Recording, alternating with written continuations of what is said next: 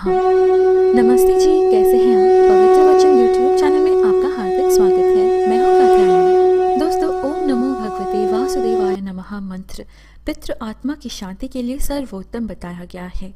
हर दिन इस मंत्र का एक माला जप अवश्य करना चाहिए। दोस्तों, कल के वीडियो में हमने पितृ पक्ष में सुने जाने वाले 4 प्राचीन कथाएं सुनी, जिसके सुनने मात्र से पितरों के आत्मा को शांति मिलती है और हमारे जीवन से पितृदोष हमेशा हमेशा के लिए समाप्त हो जाता है।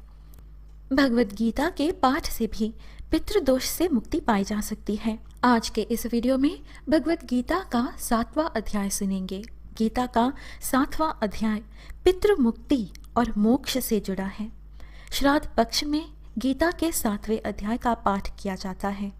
इस अध्याय का नाम है ज्ञान विज्ञान योग। भगवत गीता के 7वें अध्याय का महात्म्य स्वयं भगवान शिव जी ने माता पार्वती जी से कहा था। भगवान शिव कहते हैं, हे पार्वती, अब मैं 7वें अध्याय का महात्म्य बतलाता हूँ, जिसे सुनकर कानों में अमृत राशि भर जाती है। पाटलिपुत्र नामक एक दुर्गम नगर है, जिसका गोपुर यानी कि द्वार बहुत ही ऊंचा है। उस नगर में शंखकर्ण नामक एक ब्राह्मण रहता था।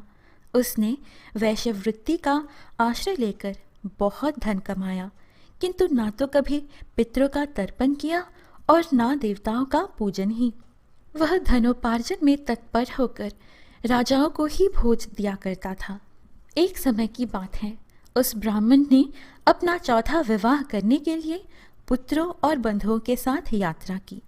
मार्ग में आधी रात के समय जब वो सो रहा था, तब एक सर्प ने कहीं से आकर उसकी बाह में काट लिया। उसके काटते ही ऐसी अवस्था हो गई कि मणि मंत्र और औषधि आदि से भी उसके शरीर की रक्षा असाध्य जान पड़ी। तत्पश्चात कुछ ही क्षणों में उसके प्राण पखेरु उड़ गए और वह प्रेत बना। फिर बहुत समय के बाद वह प्रेत सर्प योनि में उत्पन्न हुआ। उसका वित्त धन की वासना में बंधा था। उसने पूर्व वृत्तांत को स्मरण करके सोचा, मैंने घर के बाहर करोड़ों की संख्या में अपना जो धन गाढ़ रखा है, उससे इन पुत्रों को वंचित करके स्वयं ही उसकी रक्षा करूंगा। सर्प की योनि से पीड़ित होकर पिता ने एक दिन स्वप्न में अपने पुत्रों के समक्ष आकर अपना मनोभाव बताया। तब उसके पुत्रों ने सवेरे उठकर बड़े विस्मय के साथ एक दूसरे से स्वप्न की बातें कहीं। उनमें से मंझला पुत्र कुदाल हाथ में लिए घर से निकला और जहां उसके पिता सर्प योनि धारण करके रहते थे, उस स्थान पर गया। यद्यपि उसे धन के स्थान का ठीक ठीक पता नहीं था, तो भी उसने चिन्हों से उसका ठीक निश्चय कर लिया और लोभ बुद्धि से वहां पहुंचकर बाबी को खोदना आरंभ किया। तब उस बाबी से बड़ा भयानक सांप प्रकट हुआ और बोला, ओ मूढ़, तू कौन है? किस लिए आया है? यह बिल क्यों खोद रहा है? किसने तुझे भेजा है? ये सारी बातें मेरे सामने बता। पुत्र ने कहा, मैं आपका पुत्र हूँ, मेरा नाम शिव है। मैं रात्रि में देखे हुए स्वप्न से विस्मित होकर यहाँ का स्वर्ण लेने के कौतूहल से आया हूँ। पुत्र की यह वाणी सुनकर वह सांप हंसता हुआ उच्च स्वर से इस प्रकार स्पष्ट वचन बोला, यदि तू मेरा पुत्र है तो मुझे शीघ्र ही बंधन से मुक्त कर। मैं अपने पूर्वजन्म के गाढ़े हुए धन के लिए ही सर्प योनि में उत्पन्न हुआ हूँ। पुत्र ने कहा, पिताजी, आपकी मुक्ति कैसे होगी? इसका उपाय मुझे बताइए, क्योंकि मैं इस रात में सब लोगों को छोड़कर आपके पास आया हूँ। पिता ने कहा, बेटा, गीता के अमृतमय 7वें अध्याय को छोड़कर मुझे मुक्त करने में तीर्थ, दान, तप और यज्ञ भी सर्वथा समर्थ नहीं है। केवल गीता का 7वां अध्याय ही प्राणियों के जरा मृत्यु आदि दुखों को दूर करने वाला है। पुत्र, मेरे श्राद्ध के दिन गीता के 7वें अध्याय का पाठ करने वाले ब्राह्मण को श्रद्धा पूर्वक भोजन कराओ। इससे निस्संदेह मेरी मुक्ति हो जाएगी। वत्स, अपनी शक्ति के अनुसार पूर्ण श्रद्धा के साथ निर्व्यसी और वेद विद्या में प्रवीण अन्य ब्राह्मणों को भी भोजन कराना। सर्प योनि में पड़े हुए पिता के ये वचन सुनकर सभी पुत्रों ने उसकी आज्ञानुसार तथा उससे भी अधिक किया। तब शंखकर्ण ने अपने सर्प शरीर को त्याग कर दिव्य देह धारण किया और सारा धन पुत्रों के अधीन कर दिया। पिता ने करोड़ों की संख्या में जो धन उनमें बांट दिया था, उससे वे पुत्र बहुत प्रसन्न हुए। उनकी बुद्धि धर्म में लगी हुई थी, इसलिए उन्होंने बावली, कुआं, पोखरा, यज्ञ तथा देव मंदिर के लिए उस धन का उपयोग किया और अन्नशाला भी बनवाई।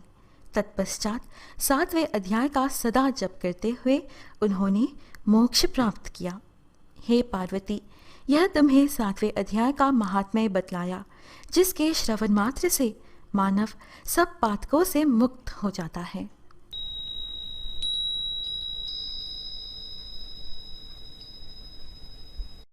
दोस्तों, कहते हैं जो व्यक्ति पितृपक्ष के 15 दिनों तक तर्पण श्राद्ध आदि नहीं कर पाते, इस दिन अपने पितरों की शांति के लिए गीता के 7वें अध्याय का पाठ अवश्य सुनना चाहिए। उसका फल अपने पितरों को प्रदान करना चाहिए। चलिए दोस्तों, अब गीता का 7वां अध्याय ज्ञान विज्ञान योग सुने। श्री भगवान बोले, हे पार्थ, मुझ में अनन्य प्रेम से आसक्त हुए मनवाला और अनन्य भाव से मेरे परायण होकर योग में लगा हुआ मुझको संपूर्ण विभूति, बल, ऐश्वर्य आदि गुणों से युक्त सबका आत्मरूप जिस प्रकार संशय रहित जानेगा, उसको सुनो। मैं तुम्हारे लिए इस विज्ञान सहित तत्वज्ञान को संपूर्णता से कहूँगा कि जिसको जानकर संसार में फिर कुछ भी जानने योग्य शेष नहीं रहता है। हजारों मनुष्यों में कोई ही मनुष्य मेरी प्राप्ति के लिए यत्न करता है और उन यत्न करने वाले योगियों में भी कोई ही पुरुष मेरे परायण हुआ मुझको तत्व से जानता है। पृथ्वी, जल, तेज, वायु और आकाश और मन, बुद्धि एवं अहंकार, ऐसे ये 8 प्रकार से विभक्त हुई मेरी प्रकृति है। यह 8 प्रकार के भेदों वाली तो अपरा है, अर्थात मेरी जड़ प्रकृति है। और हे महाबाहो, इससे दूसरी को मेरी जीव रूपापरा अर्थात चेतन प्रकृति जान, कि जिससे यह संपूर्ण जगत धारण किया जाता है। हे अर्जुन, तुम ऐसा समझो कि संपूर्ण भूत इन दोनों प्रकृतियों परा और अपरा से उत्पन्न होने वाले हैं और मैं संपूर्ण जगत की उत्पत्ति तथा प्रलय रूप हूँ, अर्थात संपूर्ण जगत का मूल कारण हूँ। हे धनंजय, मुझसे भिन्न दूसरा कोई भी परम कारण नहीं है।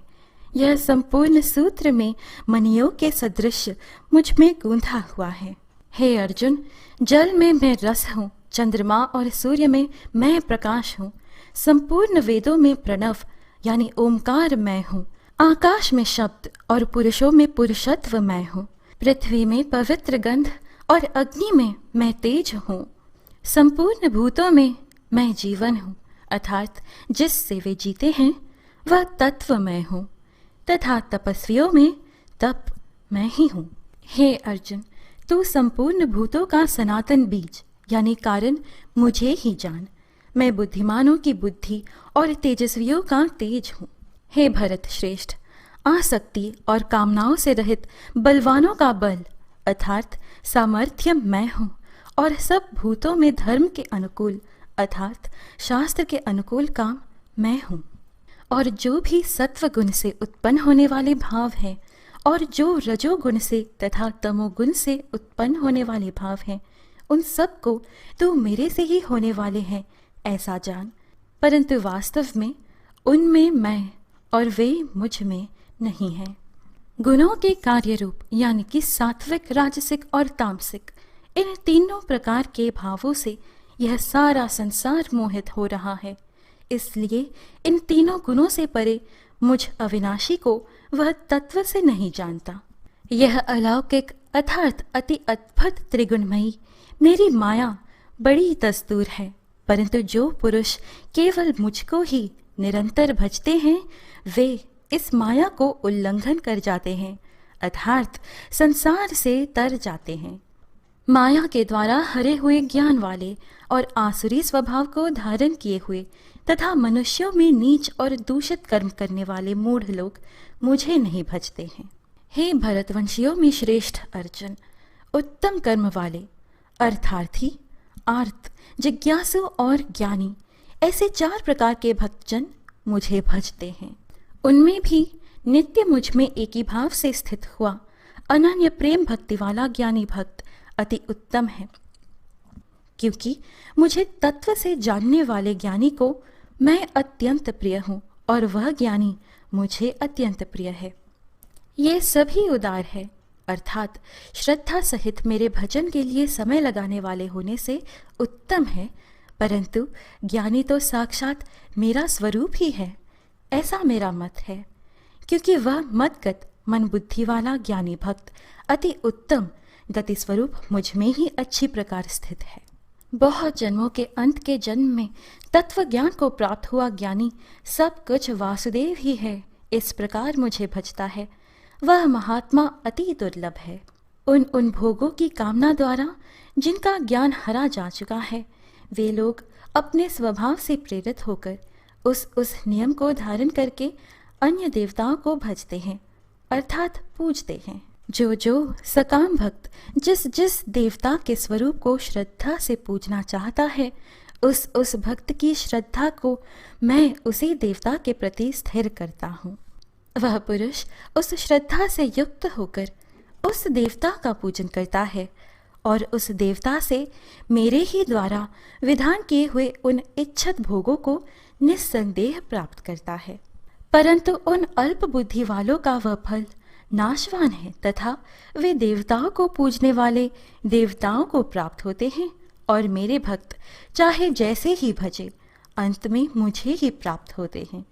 बुद्धिहीन पुरुष मेरे अनुत्तम अविनाशी परम भाव को न जानते हुए मन इंद्रियों से परे मुझ सच्चिदानंद घन परमात्मा को मनुष्य की भांति जानकर व्यक्ति के भाव को प्राप्त हुआ मानते हैं।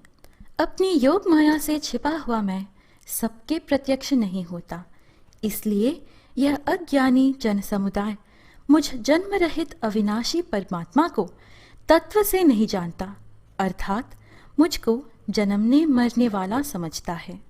हे अर्जुन, पूर्व में व्यतीत हुए और वर्तमान में स्थित तथा आगे होने वाले सब भूतों को मैं जानता हूँ, परंतु मुझको कोई भी श्रद्धा भक्ति रहित पुरुष नहीं जानता। हे भरतवंशी अर्जुन, संसार में इच्छा और द्वेष से उत्पन्न हुए सुख दुख आदि द्वंद्व रूप मोह से संपूर्ण प्राणी अति अज्ञानता को प्राप्त हो रहे हैं। निष्काम भाव से श्रेष्ठ कर्मों का आचरण करने वाला जिन पुरुषों का पाप नष्ट हो गया है, वे राग द्वेषादि जनित द्वंद्व रूप मोह से मुक्त और दृढ़ निश्चय वाले पुरुष मुझको भजते हैं। जो मेरे शरण होकर जरा और मरण से छूटने के लिए यत्न करते हैं, वे पुरुष उस ब्रह्म को तथा संपूर्ण अध्यात्म को और संपूर्ण कर्म को जानते हैं।